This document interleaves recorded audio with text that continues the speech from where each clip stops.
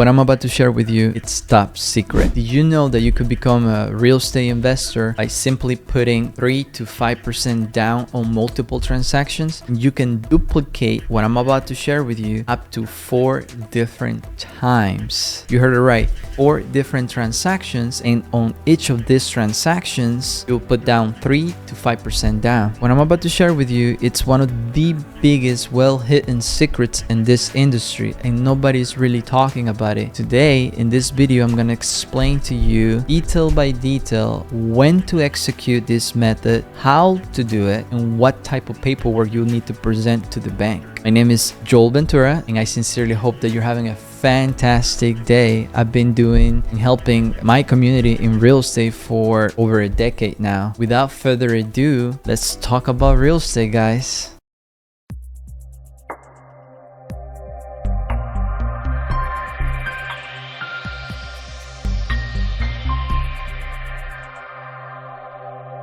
Let's talk about when you can perform this strategy. Let me just give you an example. You started living in a condominium, small condominium, and you outgrown the condominium. You want to live in a townhome. After living in a townhome, you want to live in a small single family home. And after that, you live in a bigger and better single family home with a garage, the open theme kitchen. So in each of those transactions, you can put down as little as 3 to 5% down because you're moving up the ladder and you're living and residing on each of those individual properties. So that's the key word. When you could do this strategy, whenever you're buying a bigger and better property and you reside on those properties. Now let's talk about how to use this strategy. And the way how you're gonna use it, it's through conventional mortgage loan, specifically under the guidelines of a Fannie Mae loan. Make sure you talk to your loan officer that you're gonna rent your current property. You wanna buy a bigger and better to reside. So that's how you apply it. For this, you're gonna have to have a 680 credit score or better, and you have to have saved 3 to 5% down for the transaction. Just make sure that you're buying a bigger and better property, and every time that you buy a bigger and better property, you're gonna be renting and providing a rental agreement for the prior property. Let's talk about paperwork. In terms of paperwork, in order for you to execute this strategy, you will need the very same type of paperwork that you use for your first property. But in addition to those documents, you will need a rental agreement and the secure deposit of that same rental agreement plus the first month rent. Let me give you an example. If you were to rent the first property, the one that you're leaving, for $1,000, you get a check for $1,000 plus the secure deposit of, let's say, $500. You will need to deposit $1,500. We're gonna need rental agreement, the check for deposit and for the first month's rent, plus the mortgage statement, the most current one, and your credit needs to show that you've been paying your mortgage, your current mortgage, on time for at least 12 months. Otherwise, if you are late for 1 month, you have to reset the clock for another 12 months in order for you to execute this transaction. Please make sure that you take care of your